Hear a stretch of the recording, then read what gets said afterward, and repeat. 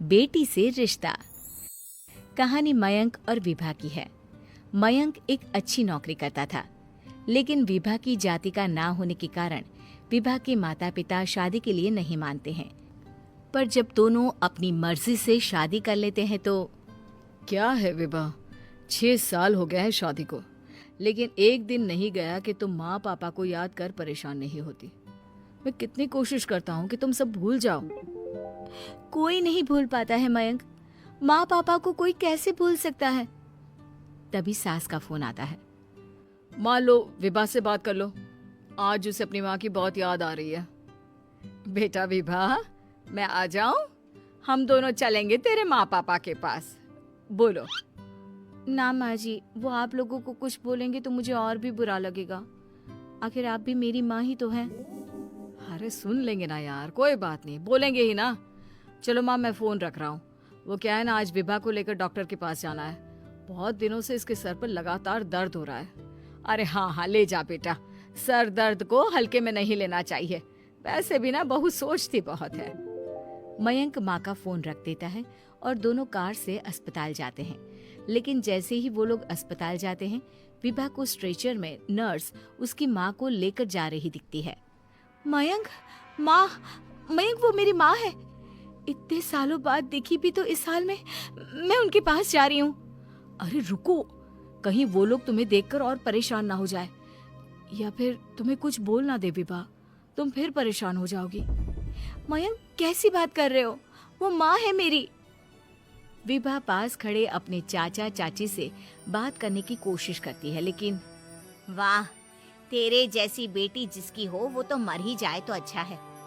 वैसे पार्क में पैर फिसला है तेरी माँ का, रीढ़ की हड्डी टूटी है। रिद्धि को चाची की बात का बिल्कुल बुरा नहीं लगता। शायद वो सुन ही नहीं रही थी कि चाची क्या कह रही थी। वो सीधे माँ के कमरे में जाती है। कौन है आप? ये मेरी माँ है, मेरा नाम रिद्धि। रिद्धि नाम है ना आपका? दर्द में भी ये आपका ही नाम ले रही थी। हाँ, ये सुनते ही रिद्धि का कलेजा मुंह में आ जाता है।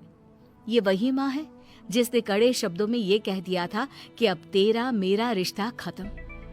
फिर रिद्धि का पति मयंक भी वहां आ जाता है। सामने खड़े होते हैं रिद्धि के पिता। पापा, क्या हुआ माँ को? वो पार्क में गिर पड़ी, रीढ़ की हड्डी में चोट आई है। रिद्धि पिता की तरफ देखती है, लेकिन पिता मुंह फेर लेते हैं।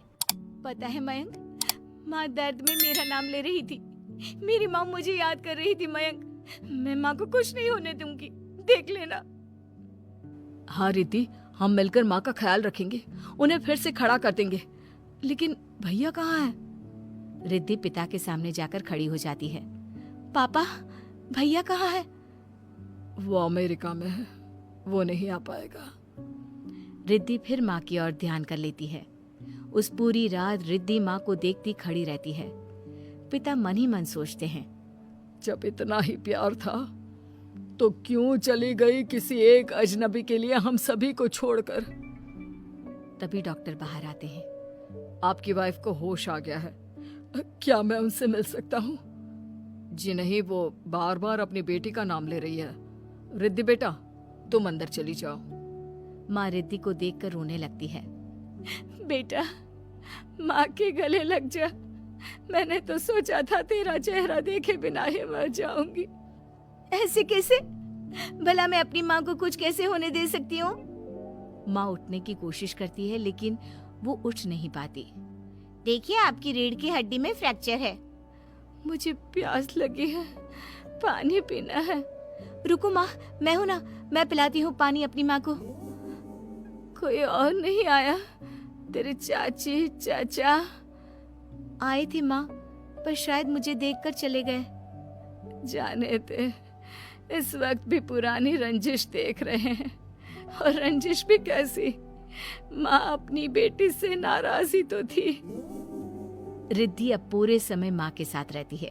उनके हर काम को करने में उनका सहारा बनती है। फिर एक रोज, आज आपको चलने की कोशिश करनी थी, लेकिन हमारे फिजियो के डॉक्टर नहीं आए जो आपको पकड़कर चलाते, तो फिर आज। डॉक्टर साहब, मैं हूं ना, मैं माँ को चलने में मदद करूंगी। रिद्धि माँ को चलाती फिराती, उनके खाने पीने का ख्याल